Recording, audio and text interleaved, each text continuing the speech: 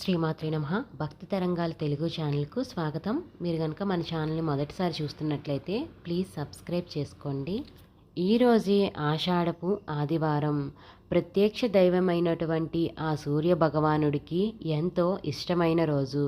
ఈ రోజున ఆ సూర్య భగవానుడి యొక్క అద్భుత లీలలు తెలిపే కథలను చెప్పినా లేక వినినా ఎంతో పుణ్యం లభిస్తుంది. ఆ సూర్య భగవానుడి అనుగ్రహంతో మన అందరికీ సంపూర్ణ ఆరోగ్యం ప్రాప్తిస్తుంది. మరి సూర్య భగవానుడి యొక్క లీలలు తెలిపే అద్భుతమైన కథలను ఇప్పుడు మనం విందాం. పూర్వకాలంలో ఒక ముసలి అవ్వ ఉంటూ ఉండేది. ఆవిడ ప్రతిరోజు సూర్యోదయానికి ముందే నిద్రలేచి పొరుగింటి వారి వద్దకు వెళ్ళి వాళ్ళ ఆవు దగ్గర ఉన్న పేడను తీసుకుని వచ్చి ఇల్లు వాకిలి అలుక్కొని ముగ్గు వేసుకుంటూ ఉండేది. అదేవిధంగా సూర్యోదయం కాగానే వంట ప్రారంభించి సూర్యదర్శనం చేసుకున్న తర్వాత సూర్యభగవానుడికి నైవేద్యం చెల్లించి ఆ తర్వాత ఆమె తినేది. అదేవిధంగా ప్రతి ఆదివారము కూడా సూర్యభగవానుడి కోసం పాయసాన్ని వండి అది అతనికి ప్రసాదంగా నివేదించి ఆ ప్రసాదాన్నే కాసంత తినేది. మిగిలిన రోజంతా ఉపవాసం ఉండేది. వృద్ధురాలైన ఆ భక్తురాలు ఏ రోజైనా సూర్యదర్శనం కాకపోతే ఆ రోజు మొదలు పచ్చి గంగ కూడా ముట్టేది కాదు. అంత నిష్టగా నోము నోస్తూ దేవుణ్ణి ఎప్పుడు ఏమీ కోరేది కూడా కాదు. అలా ప్రతినిత్యము కూడా ఆనందంగా ఉండేది. ఆమె ఇల్లు పూరి గుడిసె అయినప్పటికీ కూడా ఆమె ప్రతినిత్యము నోములు నోస్తూ ఉండటం వలన కళాకాంతులతో వెలిగిపోతూ ఉండేది ఆమె పూరి గుడిసె. అందరూ కూడా ఆమెను ఆదివారాల ముసలమ్మ అని పిలుస్తూ ఉండేవారు.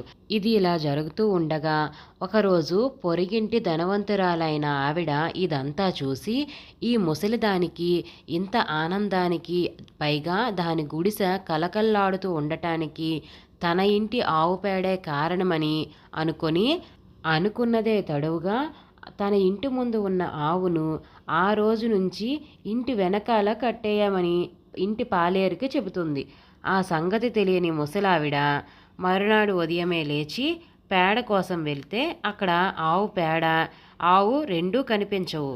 ముసలి అబ్బ ఇదంతా చూసేసరికి ఒక్కసారిగా ఆశ్చర్యపోతుంది. అసలు ఆవు ఏమైందో, ఎక్కడికి వెళ్ళిపోయిందో, ఆవు పేడ లేకపోవటం వల్ల నేను ఈరోజు ఇల్లు అలకలేను, ముగ్గు వేయలేను, వంట చేయలేను అని ఎంతగానో బాధపడుతూ దిగాలుగా అలానే కూర్చుని ఉండిపోతుంది. అప్పుడు భగవంతుడు ఆమె కష్టాన్ని కనిపెట్టి తన భక్తురాలు పొరిగింటి ఆవు పేడ కోసం బాధపడడం ఆయనకు నచ్చలేదు. ఆ రోజు చీకటి పడే వేళ ఆయన ఒక ఆవును తోలుకొని వచ్చి ముసలిదాని ఇంటి గుమ్మంలో కట్టేసి వెళ్ళిపోతాడు. ఇలా ఆవుని ముసలి అవ్వ గుమ్మంలో కట్టి వెళ్తున్న భగవంతుణ్ణి చూసి ఒక్కసారిగా ఆ పొరుగింటి ఆవిడ ఆశ్చర్యపోతూ వెంటనే తన భర్తకి చెబుతుంది. ఏమని అంటే, మీరు వెళ్ళి ఆ ఆవు తలుకు యొక్క పేడని ముసలి అవ్వ లేవకముందే చూడకముందే మన ఇంటికి తీసుకువచ్చేయండి అని చెబుతుంది.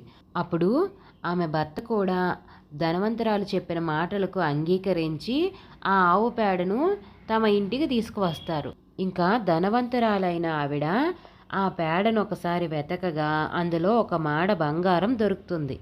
అంతటితో ఇంకా ఆమెకు దురాశ పెరిగిపోయి ఆ ఆవును అపహరించమని చెబుతుంది వారి భర్త.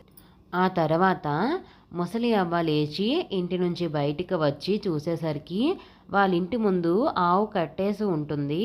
కాకపోతే అక్కడ ఆవు వేసిన పేడ కనిపించదు. అప్పుడు వెంటనే ముసలి అవ్వ ఎంతగానో బాధపడుతూ, అరే ఈరోజు కూడా నాకు ఇల్లు అలకడానికి పేడ లభించలేదు, అదేవిధంగా ఇల్లు అలకకుండా నేను ముగ్గు వేయలేను, అలాగే వంట కూడా చేయలేను, అదేవిధంగా నేను ఎంగిలి కూడా పడలేను అనుకొని అలానే ఉండిపోతుంది. సరే రేపైనా సరే నాకు ఆవు పేడ లభిస్తే నేను ఇల్లు వాకిలి అలికి వంట చేసుకొని ఎంగిలి పడతాను అనుకొని ఆ రోజు రాత్రి ఆమె నిద్రపోతుంది. ఆ రోజు రాత్రే పొరుగింటి ధనవంతురాలు ముసలి అవ్వ ఇంటి వద్దకు వచ్చి ఆవును తీసుకొని వెళ్ళిపోతుంది. ఆ రోజు రాత్రే నిద్రిస్తూ ఉన్న ముసలి అవ్వ కలలోకి దేవుడు వచ్చి ఇలా చెప్తారు. ముసలి అవ్వ, నీ ఆవును ఎదురింటి ధనవంతురాలు తన గుడిసెలో కట్టేసుకుంది. కావున నీవు వెంటనే నిద్రలేచి ఆ ఆవును తెచ్చి నీ గుడిసెలో కట్టేసుకో అని చెబుతాడు. ఆ ఆవును నేను నీకోసం ఇచ్చాను అని చెబుతాడు దేవుడు. అప్పుడే తెల్లవారుతుండగా బంగారు పేడ కోసం పరుగు పరుగున వచ్చింది పొరుగింట ధనవంతురాళ్ళు. అలా వచ్చి చూసేసరికి అక్కడ ఆవు కనిపించదు. ఆవు ఎటు వెళ్ళిపోయిందో అర్థం కాక పొరుగింటి ధనవంతురాలు భార్యాభర్త ఇద్దరూ కూడా ఎంతగానో వెతుకుతూ ఆవు కోసం ఎదురు చూడసాగారు. ఇంతలో ముసలి అవ్వ ఇంట్లో ఆవు వేసిన పేడతో ఇల్లు మొత్తము అలికి ముగ్గు వేసి వంట చేసి సూర్యదర్శనం చేసుకొని పేడకి లోటు లేకుండా ఆవును ఇచ్చినందుకు ఆయనకు నమస్కరించుకొని ఆమె చేసిన పాయసాన్ని ముందుగా సూర్యభగవానుడికి నైవేద్యం పెట్టి ఆ తర్వాత తాను భోజనం చేసింది. ఆ ముసలి అవ్వ ముందు కన్నా ఇప్పుడు ఇంకా ఆనందంగా ఉంది. ఎందుకని అంటే ఆమెకి ఇప్పుడు పేడకు లోటు లేదు కాబట్టి. ఇదంతా తెలుసుకున్న పొరుగింటి ధనవంతురాలు కటకటలాడిపోతుంది. అసూయ పరులకి ఏమవుతుందంటే తమకు లేదనే బాధ కంటే అవతలి వారికి ఉందన్న ఏడుపే ఎక్కువ ఉంటుంది కదా. అదేవిధంగా ఆమె కూడా ఆ అసూయతోనే ఇలా చేస్తుంది. ఆ ఆవు పేడలో బంగారం ఉందని, అలాంటి పేడ వేసే ఆవు రాజు దగ్గర మాత్రమే ఉండాలని, కావున మెల్లగా ఈ కబురుని రాజు వద్దకు పంపిస్తుంది. ఆ కబురు విన్న మహారాజు అసలు ఆవు బంగారం వేయటం ఏమిటి అని ఎంతగానో ఆశ్చర్యపోతూ రాజుగారు తన దగ్గర ఉన్న సైన్యాన్ని ముసలి అవ్వ వద్దకు పంపించి ఆ ఆవును బలవంతంగా తెప్పించారు. తర్వాత మరికొంతమంది సైనికులను పొరిగింటి ధనవంతురాల వద్దకు పంపించి ఆమెను కూడా రప్పించారు. అప్పుడు రాజు ఇలా అంటాడు, ఏది ఈ ఆవు చేత పేడ వేయించి అందులోని బంగారాన్ని నాకు చూపించు అని అనగా రాజుగారి మాటకు తిరిగుండదు కదా. అదేవిధంగా పొరిగింటావిడ ఆమె వర్గం వారు అందరూ కలిసి ఆవును పేడ వేయమని కోరగా అది అప్పుడు పేడ వేయడం మొదలుపెట్టింది. అలా ఆవు ఆపకుండా పేడ వేస్తూనే ఉంది. అలా పెరిగిపోతున్న పేడ కళ్ళల్లో నుంచి అందరూ తప్పించుకొని వెళ్తున్నా ఇంకా కూడా పేడ వేస్తూనే ఉంది.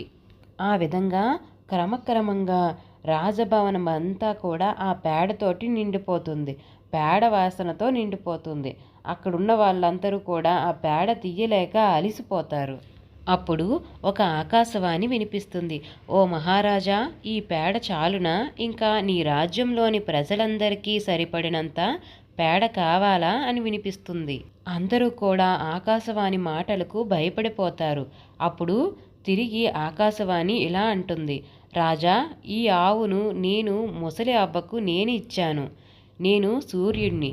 ఆవు కోసం ఆశపడే వాళ్ళని చూశాను, కానీ ఇలా పేడ కోసం ప్రయాసపడేవాడిని నిన్నే చూస్తున్నాను. వెంటనే ఆవుని ముసలి అవ్వకు అప్పగించు, లేదంటే నీ రాజ్యం మొత్తం దాని పేడతో ముంచేస్తాను అని చెప్పి పొరుగింటి ధనవంతరాలు చేసిన కుట్రను రాజుగారికి తెలియజేస్తాడు సూర్యభగవానుడు.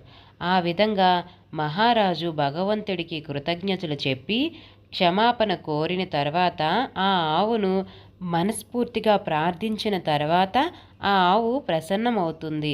ఆ విధంగా రాజు దాని ఆవుకు షోడోపచారాలతో పూజలు చేసి ముసలి అవ్వకు అప్పగిస్తాడు. తన ఆవు తనకి దక్కడంతో ముసలి అవ్వ ఎంతగానో ఆనందించి జీవితాంతం వరకు కూడా పంటి బిగువు తగ్గక, కంటి చూపు తప్పక, చెవులు బలంగా చెడిపోకుండా ఎంతగానో ఆరోగ్యంగా, క్షయశ్లేమాది వ్యాధులు రాకుండా ఆరోగ్యంగా జీవించింది. ఆదివారాలు నోములు నోచుకుంటూ జీవించసాగింది. తదనంతరం తాను మరణించిన తర్వాత సూర్య అనుగ్రహం వల్ల సూర్యమండలంలో నిలయమైంది. ఆదివారాలు నోములు నోచుకోవాలి అనుకునే వాళ్ళు కథలో చెప్పిన మాదిరిగా బంగారము లేదా వెండితో చేసిన సూర్య విగ్రహాన్ని చేయించి ఆ విగ్రహానికి పూజించి పాయసం నివేదన చేసి రథసప్తమి నాడు బంగారు రంగు వస్త్రమును బ్రాహ్మణుడికి దానం ఇవ్వాలి. ఈ వీడియో కనుక మీకు నచ్చినట్లయితే ప్లీజ్ ఒక లైక్ అయితే ఇవ్వండి. అలాగే మన ఛానల్ని సబ్స్క్రైబ్ చేసుకోండి.